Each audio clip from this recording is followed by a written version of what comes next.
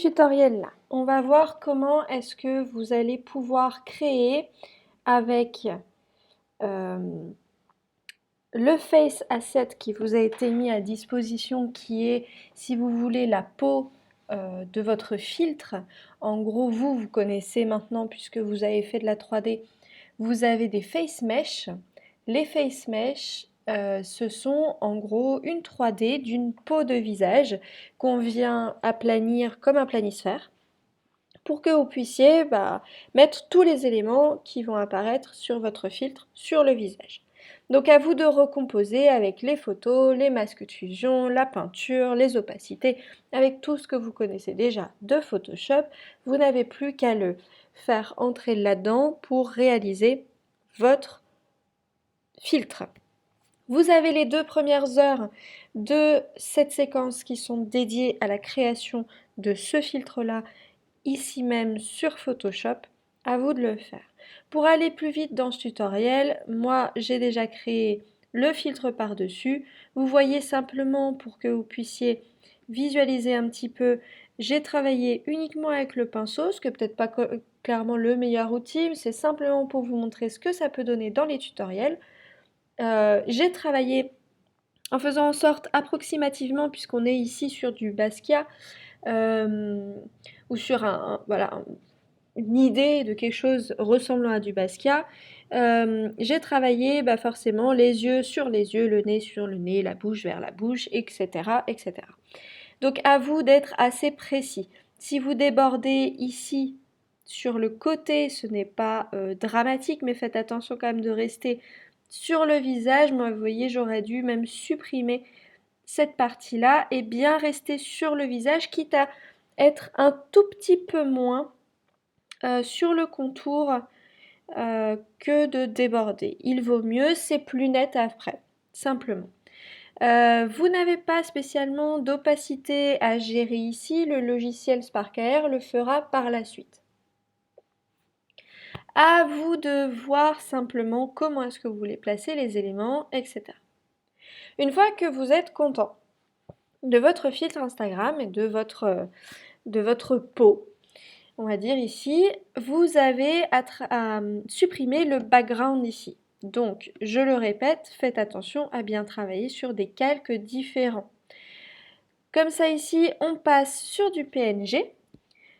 Ça, sinon ça apparaîtrait, donc on ne veut pas de ce calque-là, donc on vient simplement enlever sa visibilité.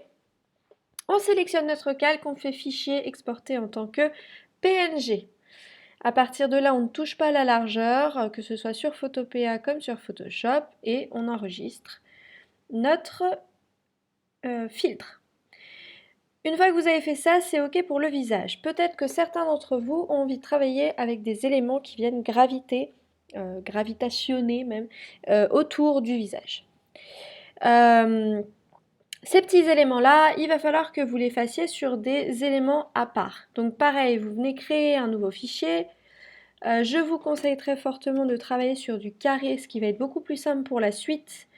Ici, de la même manière, on ne vient pas toucher au background, on vient refaire un calque sur lequel on va venir travailler. Moi, par exemple, j'ai voulu faire des cheveux à la Basquiat. Donc, je suis venue retravailler avec le pinceau à faire des petits cheveux sur le calque en question. Une fois que vous êtes content de votre calque, moi, vous voyez, j'ai même supprimé le background. Fichier, exporter en tant que PNG. Tout pareil, et pour chaque élément. Faites attention si vous voulez plusieurs éléments. Je vais dire n'importe quoi, des cheveux et des oreilles, et je sais pas, un col, quelque chose qui vient se placer au-dessus, un texte sur le front. Faites différents fichiers. Si vous n'en faites qu'un seul, ça va se fixer sur un seul élément. Vous ne pourrez pas émettre un élément sur le front en même temps qu'un élément sur les oreilles. Ça va être beaucoup plus difficile. Créer plusieurs éléments, c'est bien plus facile. Chaque élément est séparé. Les cheveux, les oreilles, ce que vous voulez. Le texte, etc.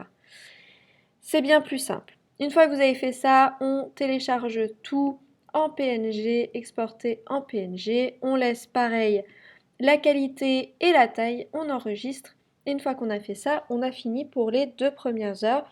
La seule chose que vous pouvez faire pour la séance prochaine, c'est de télécharger Spark AR Studio taper Spark Air Studio sur la barre de recherche Google et de télécharger le logiciel. Vous allez voir, c'est simple, c'est gratuit, libre de droit et c'est géré par Facebook qui possède également Instagram. Vous connaissez maintenant. Vous pouvez regarder un petit peu ce qui se fait, c'est assez rigolo, il vous montre plein de choses possibles et imaginables.